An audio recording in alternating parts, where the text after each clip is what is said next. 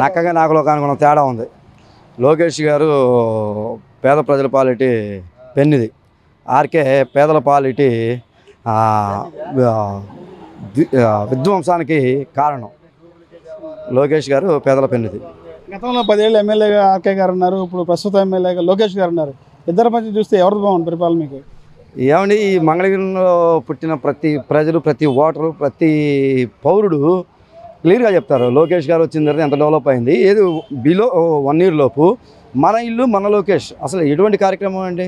ఎంతోమంది అభాగ్యులు ఇల్లులు కట్టుకున్నా ఎప్పుడు ఎవడు పీకుతాడో తెలియని భయంలో ఉన్న సందర్భంలో ఆర్కే గారు 10 సంవత్సరాలు చేసి భయాన్ని సృష్టించారు.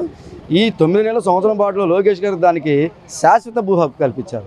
ఇక దాన్ని బట్టి మనం ఎవరు ఏంటి అనేది మనం అడగడం కూడా తప్పే నాకు తెలిసి. 9 నెలల కాలంలో మంగళగిరిలో మార్పులు ఏమైనా వచ్చినాయి గతానికి అప్పుడు పోల్చుకుంటే? చాలా అభివృద్ధిలో ముందంజలో ఉంది, ఉపాధిలో ముందంజలో ఉంది. ఇక పిల్లల భవిష్యత్తుకి పేరెంట్స్ చాలా ఆహ్లాదకరంగా ముందుకెళ్తూ ఉన్నారు. ఓకే, పర్లేదండి, సూపర్. దానిలో ముందు పేరెంట్స్కి సాటిస్ఫాక్షన్ ఉంది, పిల్లల్ని చదివించుకోవాలని ధైర్యంతో ముందుకెళ్తూ ఉన్నారు. ఎందుకంటే ఎడ్యుకేషన్ మినిస్టర్, ఆయన ఎడ్యుకేషన్ మినిస్టర్, విద్య పట్ల అవగాహన ఉన్న వ్యక్తి, విద్యను అభ్యసించిన వ్యక్తి. కాబట్టి పేరెంట్స్ పిల్లల విషయంలో కానీ భవిష్యత్తు విషయంలో కానీ చాలా ఆనందంగా ఉన్నారు మంగళగిరి విషయంలో మాత్రం.